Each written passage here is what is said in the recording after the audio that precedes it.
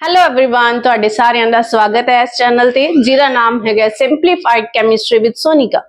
ਤੇ last time ਆਪਾਂ discuss ਕੀਤਾ ਸੀਗਾ ਡੀ ਬਲੌਕ ਐਲੀਮੈਂਟ ਸ਼ੁਰੂ ਕੀਤਾ ਹੋਇਆ ਹੈ ਜਿਹਦੇ ਵਿੱਚ ਆਪਾਂ ਫਸਟ ਟ੍ਰਾਂਜੀਸ਼ਨ ਸੀਰੀਜ਼ 3D ਦੇ ਬਾਰੇ ਪੜਿਆ ਸੀ ਤੇ ਉਹਦਾ ਇੱਕ ਨਿਮੋਨਿਕ ਵੀ ਯਾਦ ਕੀਤਾ ਸੀ ਆਪਾਂ ਸਾਇੰਸ ਟੀਚਰ ਵੈਰੀ ਕ੍ਰੀਏਟਿਵ ਮੈਨ। ਤੇ ਉਹਨਾਂ ਦੇ ਹੁੰਦੇ ਆਪਾਂ ਨੂੰ ਕੋਈ ਵੀ ਫਿਕਰ ਨਹੀਂ ਹੁੰਦਾ ਤਾਂ ਆਪਾਂ ਲਿਖਿਆ ਹੈ ਫਿਕਰ ਕੋ ਨੀ ਤੇ ਨਾਲ ਕੀ ਲਿਖਤਾ ਸੀ ਆਪਾਂ कॉपर ते जिंक। तो आप एक बार ਉਹਨੂੰ ਦੁਬਾਰਾ ਰੀਕਾਲ ਕਰ ਲੈਣੇ ਆ scandium science teacher very creative man. ठीक है तो उन्होंने हुंदे होए बच्चों ਨੂੰ कोई भी फिक्र नहीं हुंदा तो फिकर को नी clear. Scandium titanium vanadium chromium manganese iron cobalt nickel copper ते की हो जाएगा लास्ट से zinc. This is the 3D transition series. 3D क्यों कहनी है भी ਇਹਦੇ ਵਿੱਚ ਜਦੋਂ 4s ਦੇ ਵਿੱਚ ਇਲੈਕਟ੍ਰੋਨ ਐਂਟਰ ਕਰਦਾ ਹੈ ਉਸ ਤੋਂ ਬਾਅਦ ਇਲੈਕਟ੍ਰੋਨ ਕਿਹਦੇ ਵਿੱਚ ਐਂਟਰ ਕਰਨਗੇ 3D ਸੀਰੀਜ਼ ਦੇ ਵਿੱਚ ਕਰਨਗੇ। ਇਸ ਤੋਂ ਬਾਅਦ ਅਗਲੀ ਜਿਹੜੀ ਆਂਦੀ ਹੈ 4D ਤੇ ਨਾਲ ਕੀ ਹੈ 5D transition series. 3D transition series ਨੂੰ ਆਪਾਂ ਕੀ ਕਹਿੰਦੇ ਆ ਫਾਸਟ ट्रांजिशन सीरीज ਤੇ ਇਹਨੂੰ ਕਿਹੜੀ ਕਹਿੰਦੇ ਆ 4D ਨੂੰ ਸੈਕੰਡ ट्रांजिशन सीरीज ਤੇ 5D ਨੂੰ ਕੀ ਕਹਿੰਦੇ ਆ ਆਪਾਂ थर्ड ट्रांजिशन सीरीज। ठीक है ਤਾਂ ਹੁਣ ਅੱਜ ਆਪਾਂ ਕਰਦੇ ਆ 4D ਦਾ ਨਿਮੋਨਿਕ ਕਰਾਂਗੇ ਉਹਨੂੰ ਯਾਦ ਕਰਨ ਲਈ ਤੇ 5D ਦਾ ਵੀ ਨਿਮੋਨਿਕਸ ਕਰਾਂਗੇ ਆਪਾਂ। ਇਹਦੇ ਵਿੱਚ ਕੀ ਆਪਣੇ ਕੋਲੇ यार 4D ਦਾ ਨਿਮੋਨਿਕਸ ਕਰ ਰਹੇ हैं यार तो हो गया वाई यार यारी निभाओ यार यारी निभाओ। आगे की है मौत तक की है रुकावट। क्यों क्योंकि उस तो बाद रस्ते दे विच किहड़ियां कैंडीज पईयां होणगियां सिल्वर कैंडीज। की कर रहे हैं आप यार यारी निभाओ मौत तक रुकावट। यार यारी निभाओ मौत तक रुकावट क्यों क्योंकि उस तो बाद राहां दे विच की पईयां होणगियां सिल्वर कैंडी चांदी दीयां कैंडीज पईयां होणगियां तां रुकावट राहों में पड़ी राहों आरच पड़ी सिल्वर कैंडी। ठीक है तो 4D ਲਈ ਆਪਾਂ ਕੀ ਕਰ ਲਿਆ यार यारी निभाओ मौत तक रुकावट राहों में पड़ी सिल्वर कैंडी। तो इन्हां दा नाम कर लेने ਆਪਾਂ yttrium zirconium niobium molybdenum technetium ruthenium rhodium palladium silver ते कैडमियम। ਇਹ ਸੀ ਆਪਣੇ ਕੋਲੇ 4D ट्रांजिशन सीरीज। उस तो बाद आ गई 5D ट्रांजिशन सीरीज। ਇਹਦਾ ਵੀ ਨਿਮੋਨਿਕ ਕਰ ਲਿਆ ਆਪਾਂ। ਚਲੋ ਲੈਂਥੀਨਮ ਇਹਦਾ ਕੀ ਹੋਏਗਾ ਲਾ। ਪਹਿਲੇ ਜਿਵੇਂ ਆਪਾਂ ਮੂਵੀਜ਼ ਚ ਪੁਰਾਣੀ ਮੂਵੀਜ਼ ਚ ਦੇਖਦੇ ਹੁੰਦੇ ਸੀਗੇ ਕਿ ਉਹ ਜਿਹੜੇ ਗੁੰਡੇ ਹੁੰਦੇ ਸੀ ਹਫਤਾ ਲੈਣ ਆਉਂਦੇ ਹੁੰਦੇ ਸੀਗੇ ਜੇ ਹਫਤਾ ਨਾ ਦਿੰਦੇ ਲੋਕ ਤਾਂ ਉਹਨਾਂ ਨੂੰ ਮਾਰਨ ਪਿੱਟਣ ਲਈ ਕੌਣ ਆਉਂਦਾ ਸੀਗਾ ਉਹਨਾਂ ਦਾ ਬੌਸ ਆਉਂਦਾ ਸੀਗਾ ਤੇ ਫਿਰ ਲੋਕ ਜਿਹੜੇ ਉਹਨਾਂ ਦੇ ਅੰਦਰ ਸਮਾਨ ਪਿਆ ਹੁੰਦਾ ਸੀ ਉਹ ਕੱਢ ਕੇ ਦਿੰਦੇ ਸੀਗੇ ਤਾਂ ਉਹਦੇ ਤੋਂ ਆਪਾਂ ਇਹ ਨਿਮੋਨਿਕਸ ਬਣਾਏ ਆ ਲਾ ਹਫਤਾ ਵਰਨਾ ਵਰਨਾ ਵਰਨਾ ਹੁਣ ਦੇਖੋ V ਤਾਂ ਆਲਰੇਡੀ ਲਿਖਿਆ ਗਿਆ ਤੇ ਇੱਥੇ ਕੀ ਲਿਖਾਂਗੇ W ਲਾ ਹਫਤਾ ਵਰਨਾ ला हफ्ता वरना ला हफ्ता लेंथनम एक ही हो गया हाफनियम टेंटिलम ला हफ्ता वरना वरना वरना भी तो नहीं पहना अपना की पेगा वरना W वरना बॉस का नाम की है आरी बॉस का नाम की है आरी ला हफ्ता वरना केड़ा बॉस आएगा आरी बॉस ओस ओस तो की हो गया ओएस बॉस तो वरना आरी बोस, केड़ा बोस है ये? आरी बोस का नाम कितों शुरू हो रही है? आरी। वरना आरी बोस आएगा फिर जे बोस आऊगा वो की करूगा? फिर पिटेगा, पिटेगा। देखो ला हफ्ता वरना आरी बोस, आरी बोस का नाम की है? आरी। आप गए ने ना आर ई, इस तरह इकट्ठा पै जाएगा। आरी बोस, बोस तो अपना की आ गया? ओस, ओस में आएगा। फिर आई आर, फिर क्या आएगी तेरी? पिटाई, पिटाई वो तो क्या आ गया? पीटी। जो पिटाई होगी फिर उदो तू अंदर तेरे जेड़ा घरे गोल्ड पे है, गोल्ड एयू, गोल्ड का सिंबल की है? एयू, वो भी कट के देगा ते नाल की करेगा? हाँ जी, हाँ जी भी करेगा। हाँ तो की आ गया? एच जी तो की? हाँ जी, हाँ जी, हाँ तो की आ गया? एच जी तो की आ गया? हाँ जी। तो की बन गया? ला हफ्ता वरना आरी बोस आएगा फिर तेरी पिटाई होएगी ते नाल उदो जेड़ा गोल्ड है वो भी कट के देगा ते नाल हाँ जी करेगा। ਇਹਦੇ ਨਾਲ ਹੀ ਆਪਾਂ ਨੂੰ 3D 4D ਤੇ 5D ਸੀਰੀਜ਼ ਕੀ ਹੋ ਜਾਣੀਆਂ? ਯਾਦ ਹੋ ਜਾਣੀਆਂ। ਤੇ ਜੇ ਆਪਾਂ ਇਹਨਾਂ ਦਾ ਗਰੁੱਪ ਦੇਖਣਾ ਹੋਵੇ, ਇਹ ਗਰੁੱਪ ਨੰਬਰ ਕਿਹੜਾ ਹੈਗਾ? 3। ਇਹ ਕਿਹੜਾ? 4 5 6 7 8 9 10 11 ਤੇ 12। ਇਹ ਆਪਾਂ ਕਿਵੇਂ ਕੱਢਦੇ ਹੁੰਨੇ ਆ? ਲਾਸਟ ਲੈਕਚਰ ਦੇ ਵਿੱਚ ਆਪਾਂ ਡਿਸਕਸ ਵੀ ਕੀਤਾ ਸੀਗਾ। ਉਹਦੇ ਵਿੱਚ ਕੀ ਸੀਗਾ? n-1 डी सबशेल ਦੇ ਜਿੰਨੇ ਇਲੈਕਟ੍ਰੋਨ ਹੈ ਉਹਨੂੰ x ਮੰਨ ਲਓ ਤੇ ਜਿਹੜਾ ਮੇਨ ਸ਼ੈਲ ਹੈ ns ਉਹਨੂੰ ਉਹਦੇ ਵਿੱਚ ਇਲੈਕਟ੍ਰੋਨ ਕਿੰਨੇ ਮੰਨ ਲਓ? y। ਤਾਂ ਇਹਨਾਂ ਇਲੈਕਟ੍ਰੋਨਸ ਦਾ ਜਿਹੜਾ ਆਪਾਂ ਕੀ ਕਰ ਦਿੰਨੇ ਆ? ਸਮ ਕਰ ਦਿੰਨੇ ਆ। ਉੱਥੋਂ ਆਪਣਾ ਕੀ ਆ ਜਾਂਦਾ ਹੈ? Group number, group number. ਤੇ n ਦੀ ਵੈਲਿਊ ਤੋਂ ਆਪਣਾ ਕੀ ਆ ਜਾਂਦਾ ਹੈ? ਪੀਰੀਅਡ। ਪੀਰੀਅਡ ਕਿਹੜਾ ਹੁੰਦਾ ਆਪਣਾ? ਹੌਰੀਜ਼ੌਂਟਲ। ਤੇ ਜਿਹੜਾ ਗਰੁੱਪ ਹੁੰਦਾ ਉਹ ਕਿਹੜਾ ਹੁੰਦਾ? ਵਰਟੀਕਲ। ਇੱਥੇ ਦੇਖੋ ਗਰੁੱਪ ਮੈਂ ਇਸ ਤਰ੍ਹਾਂ ਕੀਤਾ, ਗਰੁੱਪ 3 4 5 6 7। ਹੁਣ ਇਸ ਤੋਂ ਬਾਅਦ ਦੇਖੋ ਜਿਹੜੇ ਇਹਨਾਂ ਦੇ ਐਟੋਮਿਕ ਨੰਬਰ, ਜਿਹੜੇ 3D ਟ੍ਰਾਂਜੀਸ਼ਨ ਸੀਰੀਜ਼ ਹੈ ਉਹਨਾਂ ਦੇ ਐਟੋਮਿਕ ਨੰਬਰ ਤਾਂ ਤੁਸੀਂ ਯਾਦ ਕਰ ਲਓ। ਇੱਕ ਹੈ 21 to 21 ਅਪ ਟੂ ਕੀ ਹੈ? 30 22 23 24 25 26 27 28 29 30। ਹੁਣ ਜਿਹੜੇ 4D ਲਈ ਜਾਂ 5D ਲਈ ਕੀ ਕਰੀਏ ਆਪਾਂ? ਸਿੰਪਲ ਆਪਾਂ ਕੀ ਕਰਦੇ ਆ? ਇਹਦੇ ਵਿੱਚ 3D ਤੋਂ ਕਿਹਦਾ ਫਾਈਂਡ ਆਊਟ ਕਰਨਾ ਹੈ? 4D ਦਾ। ਇਹਦੇ ਵਿੱਚ ਕਿੰਨੇ ਐਡ ਕਰ ਦੋ? 18। ਤਾਂ ਆਪਣੇ ਕੋਲ ਕਿੰਨਾ ਆ ਗਿਆ? 48। ਉਸ ਤੋਂ ਬਾਅਦ ਮਰਕਰੀ ਦਾ ਕਰਨਾ ਹੈ, ਉਹਦੇ ਵਿੱਚ ਕਿੰਨਾ ਐਡ ਕਰ ਦੋ? 32 ਕਿੰਨਾ ਆ ਗਿਆ? 80। ਕਿੰਨਾ ਆ ਗਿਆ? 80। ਤਾਂ ਮਰਕਰੀ ਦਾ ਕਿੰਨਾ ਹੋ ਗਿਆ? ਐਟੋਮਿਕ ਨੰਬਰ 80 ਹੋ ਗਿਆ। ਤੇ ਕੈਡਮੀਅਮ ਦਾ ਕਿੰਨਾ ਹੋ ਗਿਆ? 48। ਐਂ ਕਿਸੇ ਇਨ ਬਿਟਵੀਨ ਲੈ ਲਈ ਆਪਾਂ। 3D ਦਾ ਆਪਾਂ ਨੂੰ ਮੈਗਨੀਜ਼ ਦਾ ਕਿੰਨਾ ਦਿੱਤਾ ਹੈਗਾ? 25। ਮੈਂ ਟੈਕਨੀਸੀਅਮ ਦਾ ਫਾਈਂਡ ਆਊਟ ਕਰਨਾ ਹੈ, ਇਹਦੇ ਵਿੱਚ ਕਿੰਨਾ ਐਡ ਕਰਦਾ? 18 ਐਡ ਕਰ ਦਾਂਗੇ ਤੇ ਕਿੰਨਾ ਬਣ ਗਿਆ ਆਪਣੇ ਕੋਲੇ? 43। 40 8 5 13 43। ਤੇ ਮੈਂ ਹੁਣ ਰਹੀਨੀਅਮ ਦਾ ਫਾਈਂਡ ਆਊਟ ਕਰਨਾ, ਇਹਦੇ ਵਿੱਚ ਕਿੰਨਾ ਐਡ ਕਰਦਾ? 32 75। ਤੇ ਜੇ ਮੈਂ ਇਧਰੋਂ ਲੈ ਲਾਂ, ਵੈਨੇਡੀਅਮ 23 ਹੈ। ਨਿਓਬੀਅਮ ਦਾ ਫਾਈਂਡ ਆਊਟ ਕਰਨਾ, ਇਹਦੇ ਵਿੱਚ ਕਿੰਨਾ ਐਡ ਕਰ ਦਈਏ? 18 ਕਿੰਨਾ ਆ ਗਿਆ? 41। ਤੇ ਜੇ ਮੈਂ ਟੈਂਟੇਲਮ ਦਾ ਫਾਈਂਡ ਆਊਟ ਕਰਨਾ ਹੈ ਤਾਂ ਉਹਦੇ ਵਿੱਚ ਕਿੰਨਾ ਐਡ ਕਰ ਦਈਏ? 32 ਕਿੰਨਾ ਆ ਗਿਆ? 73। ठीक है, ये सारे लिए एप्लीकेबल हो गया। लेकिन स्कैंडियम, यट्रियम ते लैंथेनम दे केस दे विच फर्क है। स्कैंडियम दा अपना कितना एटॉमिक नंबर? 21। यट्रियम दा फाइंड आउट करने लिए कितना ऐड कर दिए? 18। तो की बन जाएगा अपना? 39।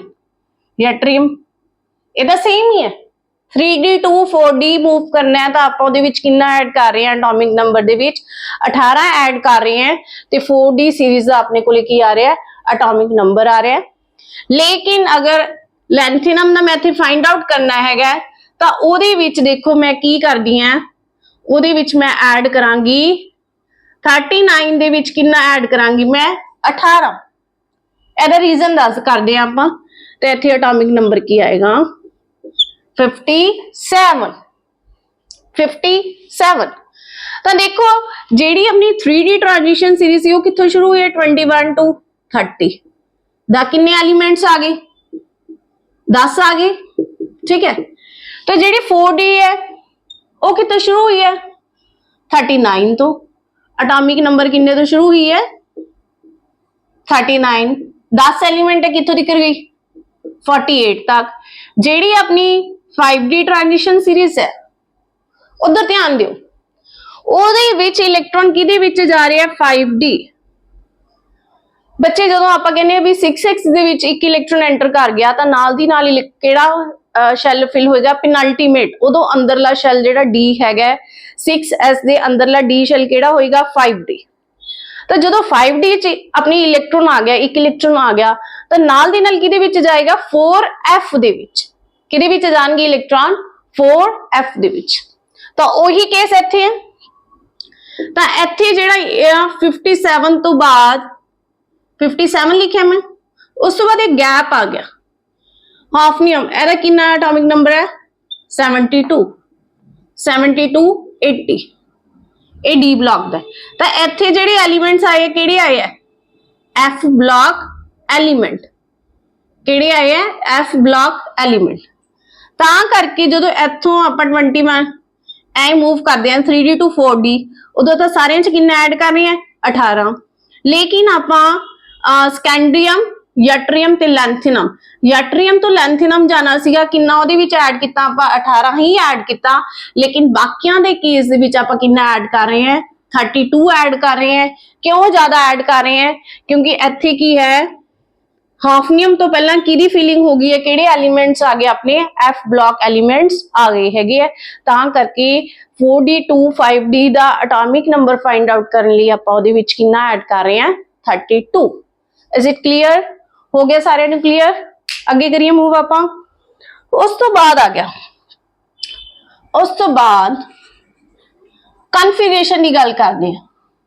कन्फिगरेशन दी ਉਹਦੇ ਆਪਾਂ ਕੀਤੀ ਸੀ ਕਨਫਿਗਰੇਸ਼ਨ कि D ब्लॉक एलिमेंट्स ਦੀ ਜਿਹੜੀ ਕਨਫਿਗਰੇਸ਼ਨ ਹੈ n-1D D ਚ ਕਿੰਨੇ ਇਲੈਕਟ੍ਰੋਨ ਹੋਣਗੇ 1 ਤੋਂ ਲੈ ਕੇ 10 ਤੇ ਜਿਹੜਾ NS ਸ਼ੈਲ ਹੈ ਉਹਦੇ ਵਿੱਚ ਕਿੰਨੇ ਹੋਣਗੇ ਆਪਣੇ 1 और 2 accept पैलेडियम। पैलेडियम ਹੁਣ देखो पैलेडियम ਦਾ एटॉमिक नंबर ਤੁਸੀਂ फाइंड आउट करना है। निकल दे ऊपर पे आएगा, निकल दे नीचे पे आएगा, ਇਹਦੇ ਵਿੱਚ ਕਿੰਨਾ ऐड कर दो 18 कितना हो गया 46। ਤਾਂ ਜੇ मैं ਇਹਦਾ ਕਨਫਿਗਰੇਸ਼ਨ ਲਿਖਣੀ ਹੋਵੇ 46 पैलेडियम 46 ਤਾਂ ਇੱਥੇ ਕੀ ਆਏਗਾ ਆਪਣੇ ਕੋਲੇ ਨੋਬਲ ਗੈਸ ਆ ਜਾਏਗੀ, ਕਿਹੜੀ ਆ ਜਾਏਗੀ ਕ੍ਰਿਪਟਨ ਆ ਜਾਏਗੀ। ਕ੍ਰਿਪਟਨ ਜਿਹਦਾ ਟੌਪਿਕ ਨੰਬਰ ਕਿੰਨਾ ਹੁੰਦਾ 36। ਉਸ ਤੋਂ ਬਾਅਦ ਆਪਾਂ ਕੀ ਲਿਖਾਂਗੇ 4D जिवें निकल दी हुंदी है, निकल दी की हुंदी है 8 इलेक्ट्रॉन है तो ये वाले 3D 8 4s2 लिखनी है आपां। तो जे एदी भी लिखी आपां ये चीज बननी सी। लेकिन मैं क्या एक्सेप्ट पैलेडियम मतलब एस दे विच ना तो 1 इलेक्ट्रॉन है ते ना ही 2 इलेक्ट्रॉन है। इट मींस ये 2 इलेक्ट्रॉन किधर चले गए 4D च ते एदी कन्फिगरेशन की बन गई 4D 10 ते 5s 0। ये सब तो अलग हैगा पैलेडियम जिहदे विच 5s दे विच कोई भी इलेक्ट्रॉन नहीं हैगा ते D दे विच की हो गया फुली फिल्ड पैलेडियम। ये वाला केस हो गया। हुण आपां करदे हां किहड़े केसां दे विच जिहदे विच NS दे विच की है 1 इलेक्ट्रॉन होएगा, किहड़े केसेस हैगे उन्हां दा आपां एक निमोनिक्स बनाने हैगे आ जिन्हां दे केस दे विच NS दे विच किन्ने इलेक्ट्रॉन होणगे 1। देखो 0 वाला भी कर लिया, हुण किहड़े करांगे 1 ते जिहड़े बाकी रह गए उन्हां दे विच NS दे विच किन्ने इलेक्ट्रॉन होणगे 2 इलेक्ट्रॉन होणगे। तां ओहदे लई करिए आपां ਉਹਦੇ ਲਈ ਵੀ ਇੱਕ ਨਿਮੋਨਿਕਸ ਬਣਾਉਂਦੇ ਆ। ਦੇਖੋ ਆਪਾਂ ਜਿਹੜੀ 3D ट्रांजिशन सीरीज ਕੀਤੀ ਸੀਗੀ ਉਹਦੇ ਵਿੱਚ ਕੀ ਸੀ, क्रोमियम एंड कॉपर, ਉਹਦੇ ਵਿੱਚ ਇੱਕ ਇਲੈਕਟ੍ਰੋਨ ਆਇਆ ਸੀਗਾ, ਉਹਦੇ ਵਿੱਚ ਇੱਕ ਇਲੈਕਟ੍ਰੋਨ ਆਇਆ ਸੀ। ਤਾਂ ਮੇਰੇ ਕੋਲ ਇੱਥੇ ਕੀ ਹੈ, NCC, NCC, N ਤੋਂ ਕੀ ਆਏਗਾ, ਨਿਓਬੀਅਮ, C ਤੋਂ क्रोमियम, C ਤੋਂ कॉपर, ठीक है, NCC, ਉਹਦੇ ਵਿੱਚ NCC में इथों की बन जाएगा मैग्नीज। देखो क्रोमियम, क्रोमियम का एटॉमिक नंबर कितना है 24, तो अपने को पहला की आ गया आर्गन, दैट इज 18, बाकी कितने इलेक्ट्रॉन रह गए अपने को 6, तो आप की करांगे ਇਹਦੇ ਵਿੱਚ 3d4 4s2 नहीं, ਆਪਾਂ ਕਿਹਦੀ ਗੱਲ ਕਰ ਰਹੇ ਹਾਂ, ਜਿਨ੍ਹਾਂ ਦੇ ਵਿੱਚ NS ਦੇ ਵਿੱਚ ਕਿੰਨੇ ਇਲੈਕਟ੍ਰੋਨ ਹੈ, 1 ਇਲੈਕਟ੍ਰੋਨ ਹੈ, ਉਹਦੀ ਗੱਲ ਕਰ ਰਹੇ ਹਾਂ। ਤੇ ਇੱਥੇ ਜੇ 1 ਇਲੈਕਟ੍ਰੋਨ ਹੋਇਆ ਤਾਂ ਤੁਹਾਡਾ 3d ਕਿੰਨਾ ਬਣ ਗਿਆ, 5 ਫੀਲਡ, ਹਾਫ ਫੀਲਡ ਹੋ ਗਿਆ ਨਾ, which is more stable, which is more stable, ठीक है। ऐसे नाल दा जिवें कॉपर ले लो, that is 29, ਤੇ ਇੱਥੇ ਆਰਗਨ 18, कितना बनेगा 3d 9 4s2 नहीं, आप गल किन्ना दी कर रहे हैं, जिन्हां दे विच S दे विच एक इलेक्ट्रॉन है, तो इत्थे 3d किन्ना बन गया 10, which is fully filled, which is fully filled। ता NCC में तेरी रिपोर्ट, तेरी तेरी तेरी तो की आ जाएगा टेक्नीशियम, तेरी रिपोर्ट के केस दे विच आर दो बारी लिखना पऊगा आपां नूं, रिपोर्ट, आर तो रोडियम, आर तो रुदीनियम, आर तो रुदीनियम, रिपोर्ट पी ते टी तो की आ जाएगा प्लैटिनम, उत्थे की कीता सी आपां पैलेडियम, ते इत्थे की कीता हैगा प्लैटिनम कीता हैगा। उस तो बाद आएगी, ਉਹਦੇ ਵਿੱਚ भी आएगी ਦੀ केस च ए की करांगे आपां दो बारी लावांगे, क्यों, ए तो की बनेगा अपना सिल्वर बनेगा, ते ए तो ही की बनेगा अपना गोल्ड बनेगा। आएगी, ए तो सिल्वर, ए तो ही गोल्ड, ਤਾਂ ਕਿਹੜੇ ਲੈਟਰਸ ਆਪਣੇ ਰਿਪੀਟ ਹੋ ਰਹੇ ਹੈਗੇ ਆ ਇੱਥੇ, ਇੱਕ ਤਾਂ ਜਿਵੇਂ ਰਿਪੋਰਟ ਦੇ ਵਿੱਚ RR ਹੋ ਰਿਹਾ ਹੈਗਾ ਤੇ ਆਏਗੀ, ਤਾਂ ਬਹੁਤ ਹੀ ਈਜ਼ੀ ਤਰੀਕਾ ਹੋ ਗਿਆ ਕਿ ਇਹਨਾਂ ਦੇ ਵਿੱਚ ਜਿਹੜਾ NS ਹੈ ਉਹਦੇ ਵਿੱਚ ਕੀ ਆਏਗਾ, ਇੱਕ ਇਲੈਕਟ੍ਰੋਨ ਆਏਗਾ ਤੇ ਬਾਕੀ ਇਲੈਕਟ੍ਰੋਨ ਆਪਣੇ ਕਿਹਦੇ ਵਿੱਚ ਜਾਣਗੇ, ਪੈਨਲਟੀਮੇਟ ਸ਼ੈਲ ਜਿਹੜਾ N-1D ਹੈਗਾ, ਬਾਕੀ ਇਲੈਕਟ੍ਰੋਨ ਉਹਦੇ ਵਿੱਚ ਚਲੇ ਜਾਣਗੇ। ਆਪਾਂ ਡਿਸਕਸ ਕਰ ਲਈਏ ਜਿਵੇਂ ਕੀ ਹੈ ਆਪਣੇ ਕੋਲੇ, ਸੌਰੀ ਮੈਗਨੀਜ਼ ਕੀ ਹੈ ਇੱਥੇ, ਇੱਥੇ ਹੈਗਾ ਮੋਲੀਬਡਨਮ, ਕੀ ਹੈਗਾ ਮੋਲੀਬਡਨਮ, ਕਿਵੇਂ, chromium molybdenum tungsten, chromium molybdenum tungsten, देखो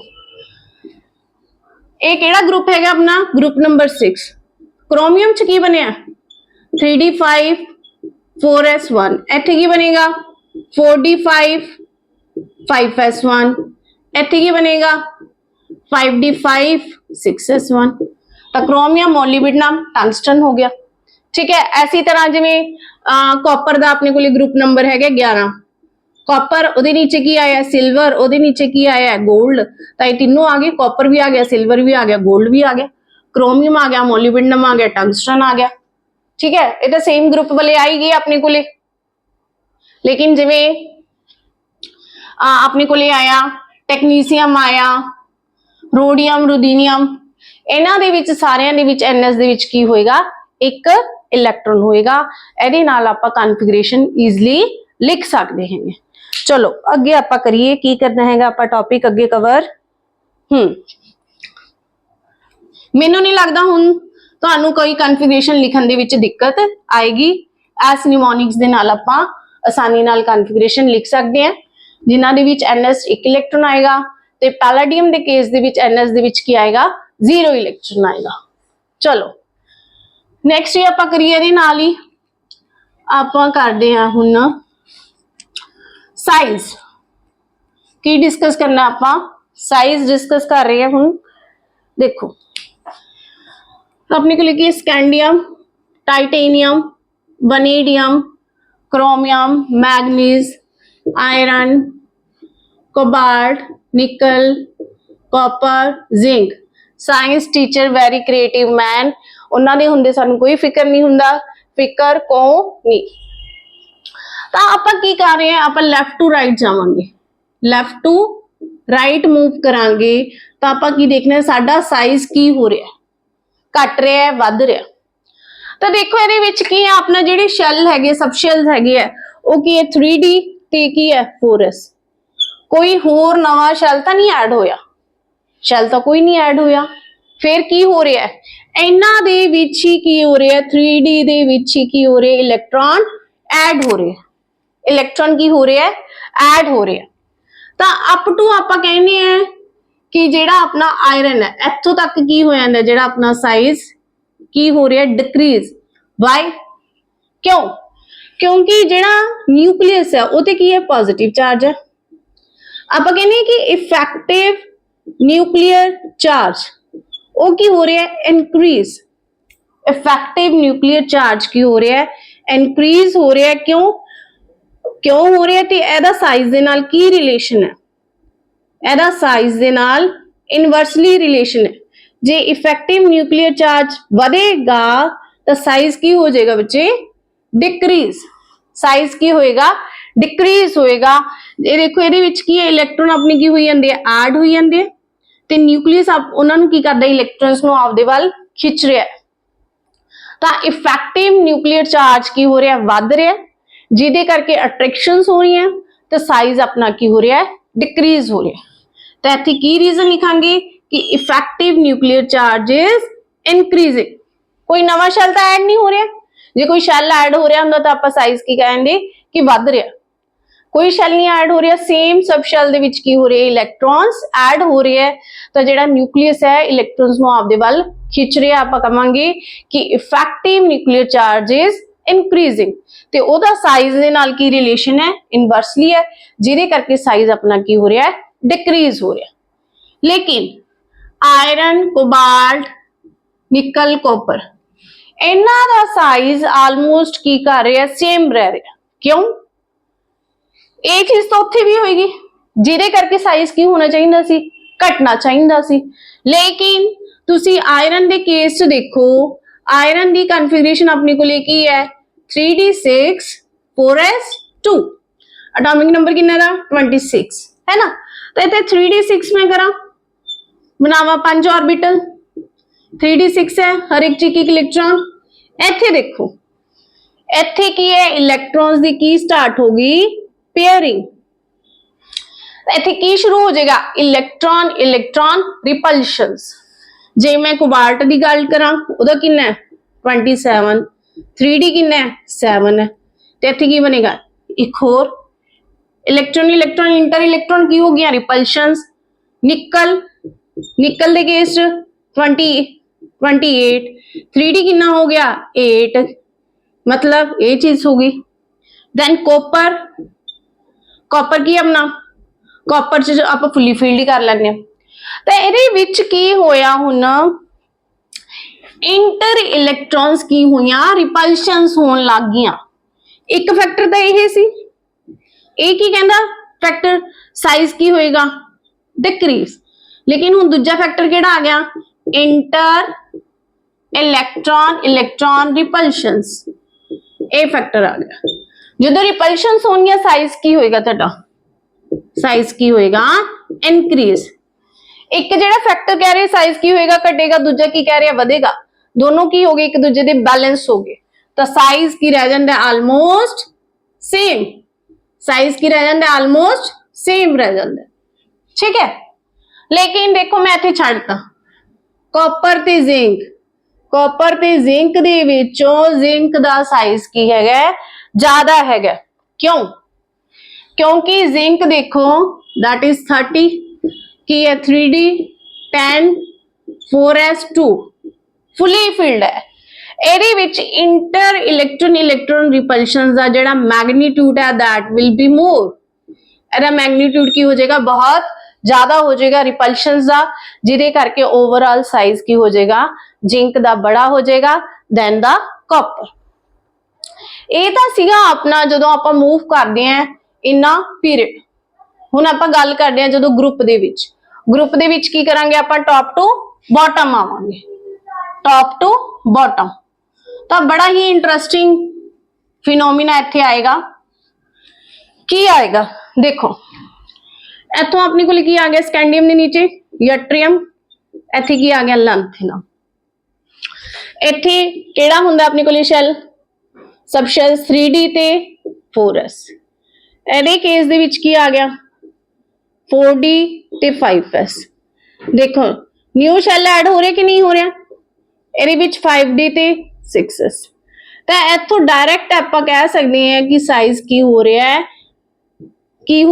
when we move top to bottom जाने हैं तो साइज अपना की हो रहा है increase by due to the addition of the new shell। addition of the नवा shell ऐड हो गया, साइज की हो गया ਤੁਹਾਡਾ ਵੱਧ ਗਿਆ, कोई दिक्कत नहीं। 3D to 4D 4D to 5D।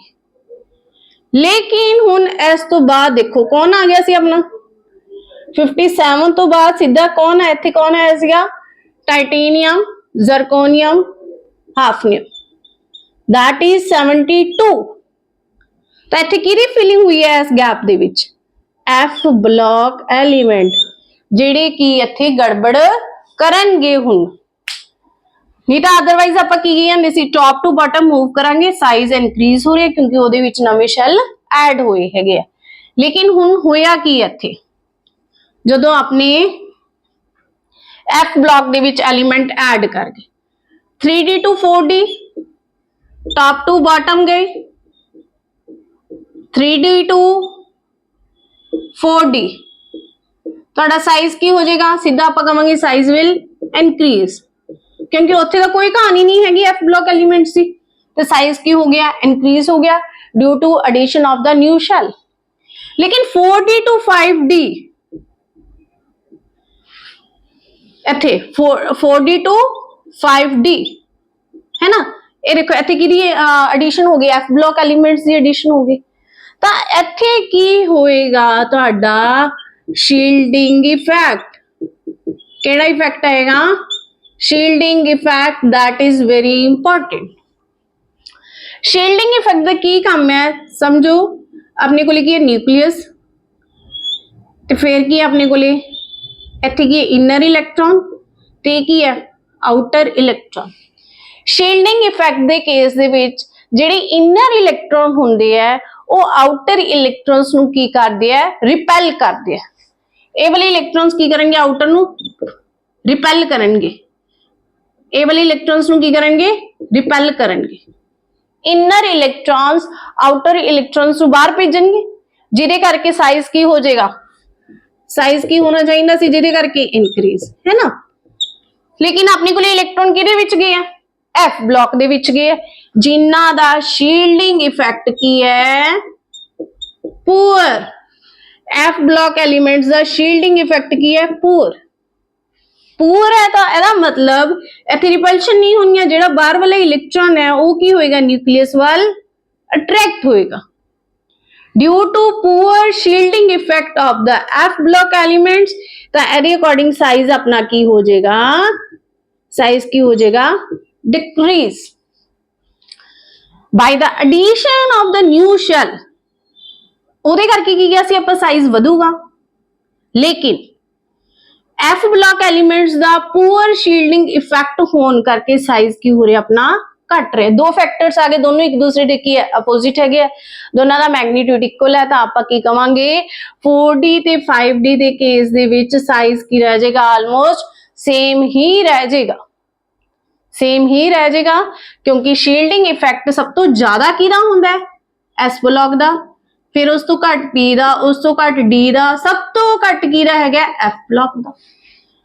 Shielding effect पूरा है, आउटर इलेक्ट्रॉन की होगा न्यूक्लियस वाल अट्रैक्ट होएगा, जिदे करके साइज की हो जाएगा डिक्रीज हो जाएगा। लेकिन due to the addition of new shell उहदे करके साइज की होना सी इनक्रीज। दोनों फैक्टर एक दूजे ਨੂੰ ਕੀ ਕਰ ਰਹੇ ਆ, ਅਪੋਜ਼ ਕਰ ਰਹੇ ਹੈਗੇ ਆ। ਤਾਂ ਆਪਾਂ ਕਹਿੰਦੇ ਆ 4D ਤੋਂ ਲੈ ਕੇ 5D ਦਾ ਜਿਹੜਾ ਸਾਈਜ਼ ਹੈਗਾ ਆਲਮੋਸਟ ਕੀ ਹੋ ਜਾਣਗੇ, ਉਹ ਸਿਮਿਲਰ ਹੋ ਜਾਣਗੇ। ਲੇਕਿਨ ਇਹ ਵਾਲੀ ਚੀਜ਼ ਯੈਟਰੀਅਮ ਤੇ ਲੈਂਥੀਨਮ ਦੇ ਕੇਸ ਦੇ ਵਿੱਚ ਨਹੀਂ ਆਏਗੀ, ਕਿਉਂਕਿ ਹਜੇ ਉੱਥੇ ਐਫ ਬਲੌਕ ਐਲੀਮੈਂਟਸ ਦੀ ਫਿਲਿੰਗ ਨਹੀਂ ਹੈਗੀ, ਉਹ ਉੱਥੇ ਐਫ ਬਲੌਕ ਦੇ ਵਿੱਚ ਐਲੀਮੈਂਟ ਨਹੀਂ ਗਿਆ ਹੈਗਾ। ਉਹਦੇ ਕੇਸ ਦੇ ਵਿੱਚ ਆਪਣਾ ਸਕੈਂਡੀਅਮ ਦਾ ਘੱਟ ਹੈ, ਯੈਟਰੀਅਮ ਦਾ ਜ਼ਿਆਦਾ, ਲੈਂਥੀਨਮ ਦਾ ਉਸ ਤੋਂ ਜ਼ਿਆਦਾ। ਇਹ ਟਾਈਟੇਨੀਅਮ, ਜ਼ਰਕੋਨੀਅਮ, ਹਾਫਨੀਅਮ ਦੇ ਵਿੱਚ ਕਿਹਦਾ ਜ਼ਿਆਦਾ ਹੋਏਗਾ, ਜ਼ਰਕੋਨੀਅਮ ਦਾ। टाइटेनियम ते जरकोनियम दे विचों किहदा साइज बड़ा होएगा, जरकोनियम दा। लेकिन जरकोनियम ते हाफनियम दा की हो जाएगा, साइज ऑलमोस्ट इक्वल हो जाएगा। ये केड़ा है 4D दा एलिमेंट, ये केड़ा हैगा 5D दा, जिहदे करके इन्हां दी सैपरेशंस भी की हो जांदी है, सैपरेशंस भी की हो जांदी है डिफिकल्ट। इन्हां नूं अलग अलग करना की हो जांदा है, मुश्किल हो जांदा है। क्यों, इन्हां दी प्रॉपर्टीज भी की हो जांदी है, सेम हो जांदी है। क्लीयर हो गया सारिਆਂ ਨੂੰ कि टॉप टू बॉटम ਜਿਹੜਾ ਹੈਗਾ ਆਪਣਾ ਕਿਵੇਂ ਕਿਵੇਂ ਸਾਈਜ਼ ਵੱਧਦਾ ਹੈ ਜਾਂ ਇਕੁਅਲ ਰਹਿੰਦਾ ਹੈਗਾ। ਠੀਕ ਹੈ, ਇਹਦੇ ਨਾਲ ਹੀ ਆਪਾਂ ਇੱਕ ਪ੍ਰੋਪਰਟੀ ਹੋਰ ਡਿਸਕਸ ਕਰਦੇ ਹਾਂ, that is the melting point and the boiling point। ਉਹ ਵੀ ਬਹੁਤ ਵਧੀਆ ਹੈਗਾ, melting point and the boiling point। ਕੀ ਚੀਜ਼ ਹੈ ਉਹਦੇ ਵਿੱਚ, melting point, melting point and the boiling point of and boiling point।